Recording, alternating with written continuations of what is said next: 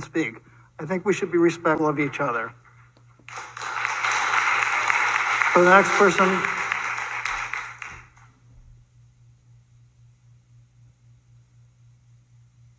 brother, disappointed. My name's Dr. Sean Brooks, PhD, Oxford.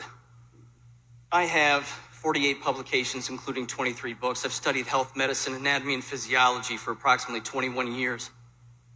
Dr. Robert Malone, who created the messenger RNA vaccine, has said no one should ever take these jabs ever, under any circumstance whatsoever. He created it, and he says don't ever do it. So let me explain what's going to happen to the people who have taken it. The people who have taken it are going to die in the next 6 months to 3 to 5 years for 3 reasons. Number one, you have dramatically decreased your own immune system by 35%. The first jab did it by at least 15. The second did it by 35 now. If you take any booster shot, you will die. That's it. You take a flu shot in the future, you will die. The second reason, antibody-dependent enhancement. Antibody-dependent enhancement is what is happening with these jabs with everybody who has taken them. Unless, of course, you've taken a placebo, but there's no way that you would know that. So given that fact, antibody-dependent enhancement tricks the entire body into believing that the cell that's eating the pathogen is eating it when it isn't. It ends up leading to what's called a cytokine storm, which causes organ failure. That will cause your death, and there's no stopping that. No amount of drugs will stop that. The third thing, blood clotting.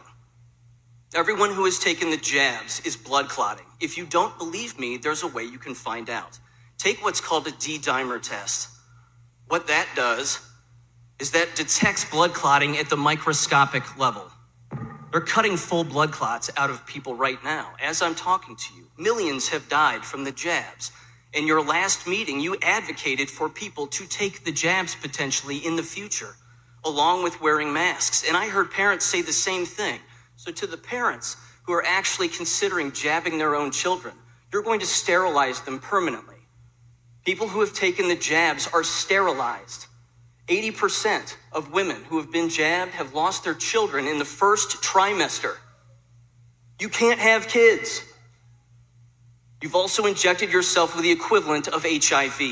You can now no longer breastfeed, donate blood, donate organs, donate blood plasma, nor bone marrow. If you don't believe me, try to donate blood and blood plasma and find out what happens. You will be denied. Unless, of course, you live in California, in which case they're allowing people to donate toxic blood with spike proteins in it. The jabs create spike proteins. They're in the jabs themselves.